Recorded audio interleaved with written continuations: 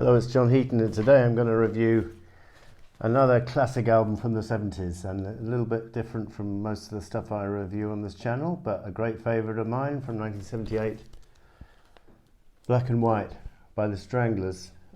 Completely iconic cover here with Jet Black, the drummer, in the foreground there, Dave Greenfield on the keyboards with the moustache there on the right, and then Hugh Cornwell hiding his face there in the middle, and John Jack Burnell, the famous iconic bass player there, crouching, and Black on the back.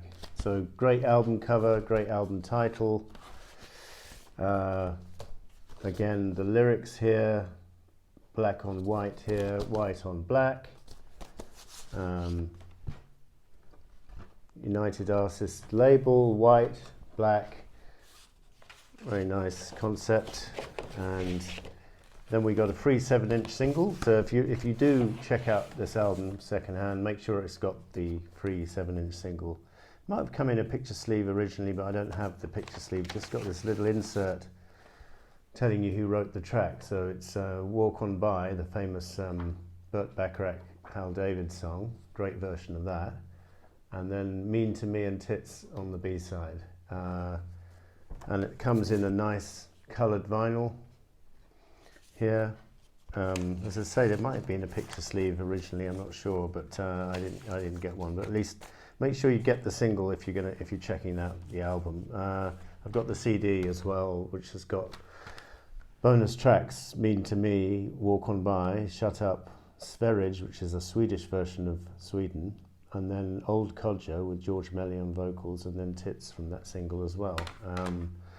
So that's a good. I like all the Stranglers CDs because they come with expanded tracks from the same sessions, singles, B-sides, that kind of thing, alternative versions.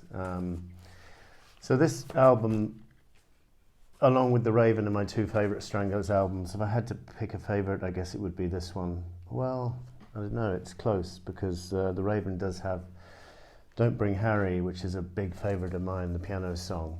And this album doesn't have much ballads, but it really rocks out, and you don't get the track listing on the back if you're looking for that, but as I say, you get the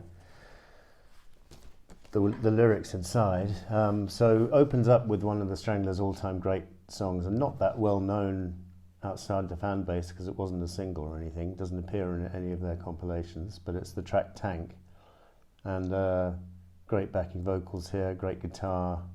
They're just such a great band musicianship wise. Jean Jacques Burnell gets such a great sound on the bass, and Hugh Cornwell's guitar is pretty distinctive and iconic. Jet Black's drumming, Dave Greenfield on the keyboards.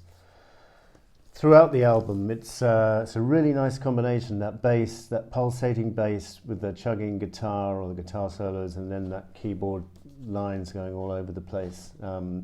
They were called a punk band, but they were more musical than your average punk band by a long chalk. And that was proven later in their career with some of their more musical numbers, should we say, like Don't Bring Harry, which I talked about, Golden Brown, Strange Little Girl, that kind of thing, which you wouldn't have a punk band covering. So they were not unknown to do ballads later in their career, to their credit actually, but they could do punk rock songs with the best of them as well. And this track Tank is a superb opener, and then Nice and Sleazy is probably in my top 3 Stranglers tracks of all time. That just superb bass line intro, and going all the way through the song, really. It just kind of makes it. It's one of those songs where the bass line really makes the song. And Hugh Cornwell singing these hilarious lyrics. We come across the West Sea. We didn't have much idea of the kind of climate waiting. We used our hands for guidance, like the children of a preacher, like a dry tree seeking water, or a daughter. Nice and sleazy does it every time. I think a lot of these tracks, you can see them perform on Top of the Pops. This one, I think, for sure. Maybe not Tank. Just trying to think of the other singles on here.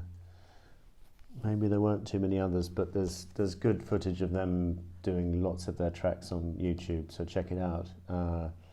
And then the whole album is pretty consistent. Outside Tokyo is a good rocker. Rise of the Robots with hilarious backing vocals. Hey, Get Out of My Way,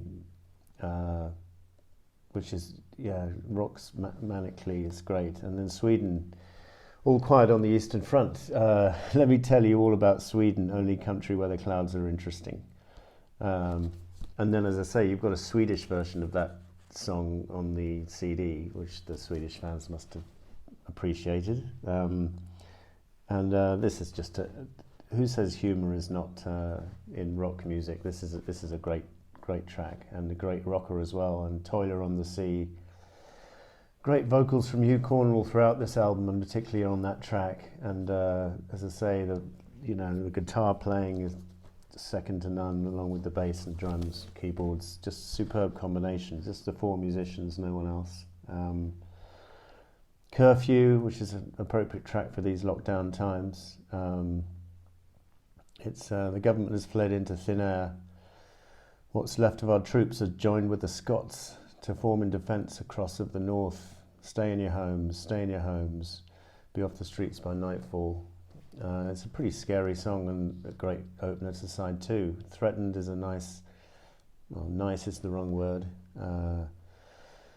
with some interesting lyrics. Man killed by industry, man killed by luxury, man killed by falling tree, man killed by sanity. Bring me a piece of my mummy, she was quite close to me. I'm not quite sure who sings the vocal on some of these tracks. I don't think it's Hugh singing all the time. I'm pretty sure Jean-Jacques sings on occasion, and maybe Dave as well. If one of you Stranglers fans can let me know who sings lead on the non-Hugh tracks, that would be appreciated, because it doesn't actually say on the sleeve here. In the Shadows is a really spooky number. When you're walking on the streets at night, turn around and die of fright. What's that in the shadows? With a good spooky bass line to go with it. Do you wanna? Is a nice. It's a good rocking song, and Death and Night and Blood is very enjoyable. Again, with some mad lyrics, and Enough Time is a good strong closer to the album, where they slow down the vocals at the end. Have you got enough time? Have you got enough time? Have you got enough time? Like that, which is quite amusing. And then it's a very strong end to the album. But Walk On By is probably one of the best known tracks from this period, and in a way it's a shame it wasn't on the album, but as I say, it's on the CD. It's a very good cover of a classic music hall song. I forget which musical it was from. But they make it their own and do a really good version. And there is a version of them doing this on Top of the Pops, I think, because it was a single. It's a free single with this album, so I'm not sure if it charted in its own right or not. But they certainly promoted it. And Old Codger is quite amusing. Actually, there's quite an amusing documentary about the Stranglers on YouTube, where George Melly is talking about them in a pub, and going into a pub to do it as he liked to do. I've got his autograph somewhere, by the way. I found it in a charity shop for a couple of quid. Pretty sure it's legit. So that's the Stranglers' iconic cover, 1978, when they were at their peak. They remained a rock solid band from 77 through 83, I think, or 84 maybe, and then a slight dip in quality after that, and then of course Hugh Cornwall left to the detriment of the band at the end of the decade. But this is the Stranglers at their peak. Thank you for watching. See you next time.